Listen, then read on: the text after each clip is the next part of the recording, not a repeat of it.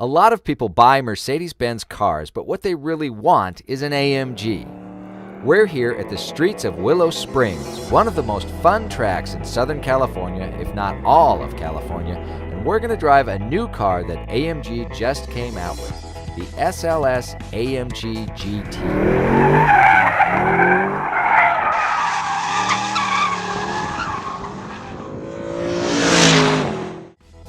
The SLS is the first car designed and engineered by AMG. All other AMGs before this one started out as Mercedes-Benz products, and then AMG had at them. There are regular Mercedes, AMG Mercedes, and Black Series Mercedes AMGs. Confusing? This car replaces the SLS AMG by adding two letters, G and T, and more horsepower. It comes in gull-wing coupe or convertible form. Take your pick. Either one is going to make you happy. The top on the convertible is pretty solid. You won't have any issues with wind or road noise.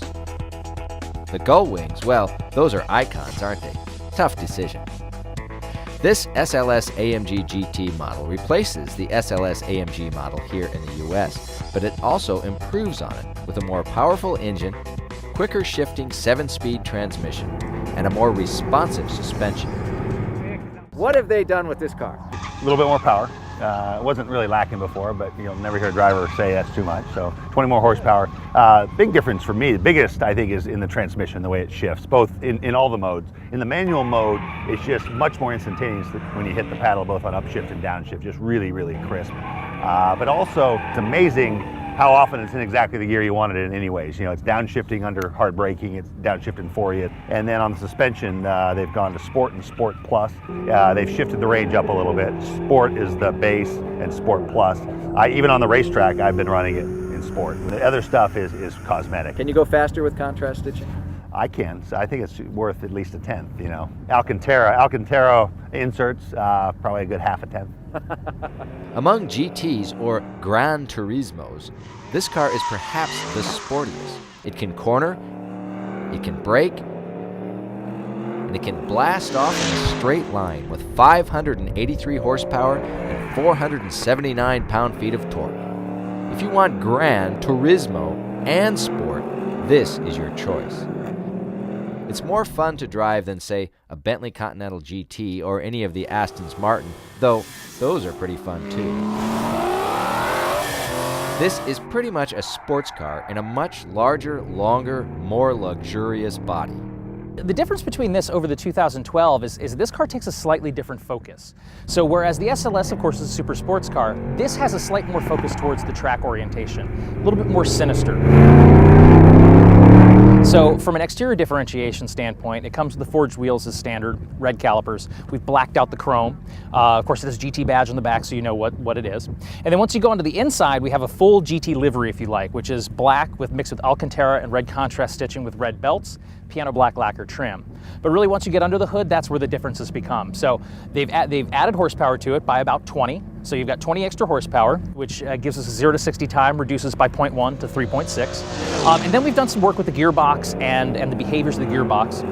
Faster shifts, more crisp, quicker force throttle downshift in the automatic modes. And then the suspension has been retuned. It's called it's our AMG adaptive suspension, so it's a coil-over, but the shocks are electronically controlled. The SLS is actually the first car wholly designed by AMG nose to tail. They started with a clean sheet of paper and said, AMG, if you wanted to build a supercar, what would you build?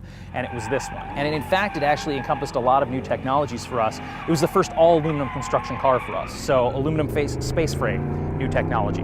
And then for us as well, it was our first dual-clutch transmission. So we have the dual-clutch 7-speed rear transaxle. So a lot of things got debuted with the launch of the SLS, and it kind of shows where we're going with the AMG brand. So we just took several laps in an SLS AMG GT, and boy, that was fun. If there's a criticism here, it's that the throttle is not as linear as it could be. You step on it and wham, you suddenly get all that torque. It makes the car feel downright squirrely if you don't have the traction control on. If that's the worst thing you can say about a car, that it has too much torque, geez. Oh, and it costs something like $200,000. 2 complaints, but that's all. For Auto Week, I'm Mark Vaughn. Catch all the latest auto enthusiast news at AutoWeek.com, in Auto Week magazine and iPad edition. Talk with us on Facebook, YouTube, and Twitter at AutoWeek USA.